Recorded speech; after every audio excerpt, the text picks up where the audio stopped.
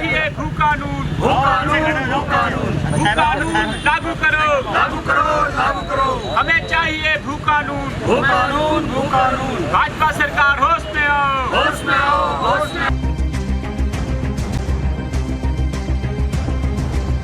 उत्तराखंड में पिछले कुछ दिनों से सोशल मीडिया पर भू कानून की मांग तेजी के साथ बढ़ रही है। इस मुहिम में न सिर्फ युवा और सोशल एक्टिविस्ट बल्कि अब राजनीतिक दल भी शामिल हो गए हैं। हिमाचल प्रदेश की तर्ज पर उत्तराखंड के लिए सशक्त भू कानून की मांग की जा रही है। भू कानून की मांग को लेकर उत्तराखंड क्रांति दल के नेताओं ने देहरादून के गांधी पार्क में धरना प्रदर्शन किया। इस दौरान यूकेडी के कार्यकर्ताओं ने जमकर नारेबाजी करते हुए सरकार से सशक्त भू कानून बनाने की मांग की। पिछले कुछ दिनों से सोशल मीडिया पर एक आवाज़ काफ़ी तेज़ी से सुनाई दे रही है, हैशटैग उत्तराखंड मांगे भू कानून। ये आवाज़ काफ़ी तेज़ी से सुनाई दे रही है, हर जगह ट्रेंड कर रहा है। उत्तराखंड के 13 जिलों से केवल एक ही आवाज़, हर कोई युवा चाहे महिलाएं चाहे पुरुष चाहे या पार्टी के कार्यकर्ता हों, हर कोई यहाँ पर केवल एक ही मांग कर रहा है कि उत्तराखंड में एक भू कानून चाहिए ताकि उत्तराखंड अपना जो विकास कर रहा है वो कर सके। और जो उत्तराखंड के लोगों ने जो संघर्ष किया था उत्तराखंड को बनाने में, वो बलिदान उनका ना बेकार जाए। तो ऐसे में यहाँ पे उत्तराखंड क्रांति दल के कार्यकर्ता यहाँ पर मौजूद हैं। गांधी पार्क देहरादून में इस वक्त हम हैं और लगातार जो आवाज़ सोशल मीडिया पर पिछले कुछ दिनों से ट्रेंड कर रही है, उत्तराखंड मांगे भू कानून, वही आवाज़ यहाँ पर भी सुनाई दे रही है। यहाँ पे तमाम कार्यकर्ता हैं जो मौजूद हैं और हमारे साथ यहाँ पे यूकेडी के शिव प्रसाद सेमवाल जी, उनसे जानते हैं। शिव प्रसाद सेमवाल जी, स्वागत है आपका संवाद 365 में। आपके तमाम कार्यकर्ता यहाँ पे मौजूद हैं। पिछले कुछ दिनों से लगातार सोशल मीडिया में एक आवाज़ ट्रेंड कर रही है, उत्तराखंड मांगे भू कानून, जिसको लेकर आप भी यहाँ पर मौजूद है। क्या कहना है इस भू कानून का, क्या मांग है आप? ये जो मांग है विशेष तौर पे ये उत्तराखंड क्रांति दल के युवाओं की मांग है। और अब आप समझ सकते हैं कि ये नई यूकेडी है और युवाओं ने नए जोश से 20 साल से जो हम लोग मांग करते आ रहे हैं एक सशक्त भू कानून की, अब ये कमान युवाओं के हाथ में है। और युवाओं का एक ही जो आप बोल रहे हैं कि ये ट्रेंड कर रहा है सब जगह, ज़मीन पे भी सोशल मीडिया पे भी, कि एक सशक्त भू कानून की ज़रूरत है। वो इसलिए है कि प्रचंड बहुमत की जो सरकार है उन्होंने उत्तराखंड को भूमाफियाओं के हवाले छोड़ दिया है। अब इस सरकार ने जो रहा सहा भू कानून था वो भी ख़त्म कर दिया है। जो माननीय राजस्व मंत्री थे दिवाकर भट्ट जी, उनके टाइम पे उन्होंने एक कानून बनाया था, उसके अनुसार 250 वर्ग गज से ज़्यादा ज़मीन यहाँ पर कोई खरीद नहीं सकता था जो नॉन उत्तराखंडी है। लेकिन प्रचंड बहुमत के घमंड में भाजपा सरकार ने ये कानून ख़त्म कर दिया है। चकबंदी जैसा विभाग ख़त्म कर दिया है।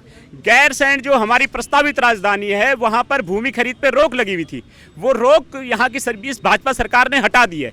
इन तमाम चीज़ों के विरोध में हम लोग चाहते हैं कि जब तक एक सशक्त भू कानून लागू नहीं हो जाता तब तक इस उत्तराखंड को बचाना संभव नहीं है। तो हम लोग इसी को लेकर के अब आर पार की लड़ाई लड़ने का मन बना चुके हैं।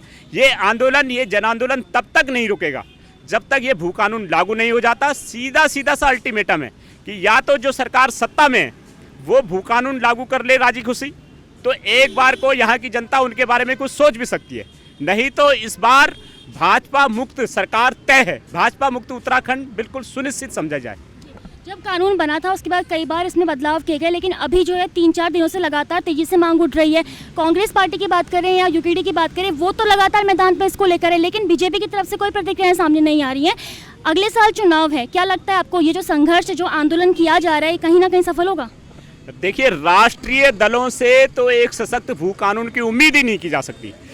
हम आपको ऐसे सैकड़ों केसेस गिना सकते हैं जहां पर भाजपा और कांग्रेस के जो केंद्रीय नेता हैं, इन्होंने यहां पर ग्राम समाज की ज़मीनें कब्जा करके, कौड़ियों के दामों पे ज़मीन खरीद करके, लीज और पट्टों पे फ्री में ज़मीनें हत्या करके, सैकड़ों बीघा ज़मीनें लीज और पट्टों पे फ्री में हत्या करके यहाँ पर अपनी अय्यासी के अड्डे बना दिए हैं। यहाँ पे बड़े बड़े फार्म हाउस बना दिए हैं, अपने लिए सरकार के खर्चे पे हेलीपैड जैसी चीज़ें विकसित कर ली हैं। और आज अगर हमारा एक आम आदमी उस इलाके में गलती से भी अपने उसके जंगली जानवर चले जाते हैं तो उनको मार मार के भगा दिया जाता है, ग्रामीणों पे हमला कर दिया जाता है। ये सीधे सीधे उत्तराखंडियों का अपमान है। अब ये अपमान और नहीं सहा जाएगा। उत्तराखंड भाजपा और कांग्रेस के केंद्रीय नेताओं की बपोती नहीं है। हमारा उत्तराखंड उनके अय्यासियों के अड्डों बनने के लिए कोई चरागाह नहीं है। इसलिए हम लोग ये सशक्त भू कानून की मांग कर रहे हैं। और अगर दिल्ली वाले दल, जैसे कि हम लोग हमेशा कहते हैं कि दिल्ली वाले दल सबसे बड़ा छल, एक ही हल, उत्तराखंड क्रांति दल, इसलिए हमारी ये मांग है। और उत्तराखंड की जनता, उत्तराखंड के युवा भी इस बात को समझ गए हैं कि अगर उत्तराखंड क्रांति दल ही है जो एक सशक्त भू कानून लागू कर सकता है, इसीलिए आज सारे युवा उत्तराखंड क्रांति दल की इस मांग के साथ एकजुट हो गए हैं और हम तब तक नहीं रुकेंगे जब तक हम लोग अपने उत्तराखंड को बचाने के लिए एक अलग से सशक्त भू कानून लागू नहीं कर देते। अगर भाजपा सरकार इस सरकार में इन 5-6 महीनों में अगर एक सशक्त भू कानून लागू नहीं करती है, अगर जमीनों की ये बेहिसाब खरीद फरोख्त जो उसने अभी कानून बना के खत्म कर दिया है उसको वापस नहीं लेती है, तो फिर इस बार इन दिल्ली वाले दलों का सुपड़ा साफ समझिए, उत्तराखंड क्रांति दल ये कानून और सशक्त ढंग से लागू करेगा। महिलाएं भी हमारे पास यहाँ पे मौजूद हैं, महिलाओं से जानते हैं क्योंकि इस संघर्ष में, इस आंदोलन में महिलाएं भी यहाँ पे अपना साथ दे रही हैं। आपसे जानना चाहूँगी मैं, क्योंकि उत्तराखंड का जब निर्माण हुआ था तो उत्तराखंड क्रांति दल से कई महिलाएं भी शामिल हुई थी, यानी कि महिलाओं का भी पूरा योगदान है उत्तराखंड को बनाने में।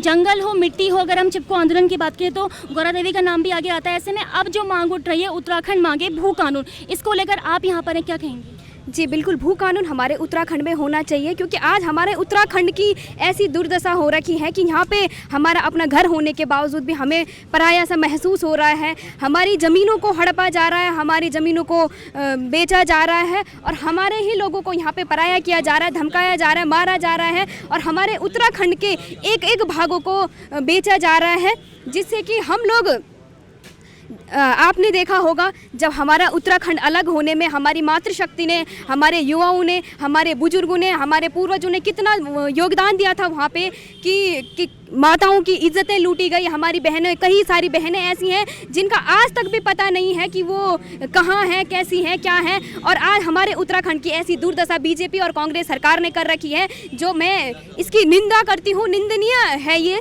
कि हमारे उत्तराखंड में इतना आंदोलन करने के बाद, इतना मेहनत करने के बाद भी हम अपने ही उत्तराखंड में पराये से लग रहे हैं। तो हम लोगों का एक ही मांग है, यहाँ पे भू कानून ज़रूरी है। हमें हमारी आने वाली पीढ़ी को भी सुरक्षित करनी है और हमारा उत्तराखंड देवभूमि जिसे कहा जाता है, इसको भी सुरक्षित करना है। धरना प्रदर्शन के दौरान यूकेडी के नेताओं ने न सिर्फ भू कानून की मांग की बल्कि बीजेपी सरकार पर भी जमकर निशाना साधा। यूकेडी नेताओं का कहना है कि बीजेपी सरकार ने उत्तराखंड को भू माफियाओं के हवाले किया है और बचा कुचा भू कानून भी समाप्त कर दिया गया है। तो भू कानून होना जरूर लागू होना चाहिए और इसकी मांग करते रहिए। अगर उत्तराखंड क्रांति दल 2022 में सत्ता में आती है तो सबसे पहले इस भू कानून को लागू करेगी, क्योंकि इससे बहुत ज़्यादा सुविधाएं मिलेगी। क्योंकि कईयों का क्वेश्चन है, कईयों का है कि भाई भू कानून से क्या होगा।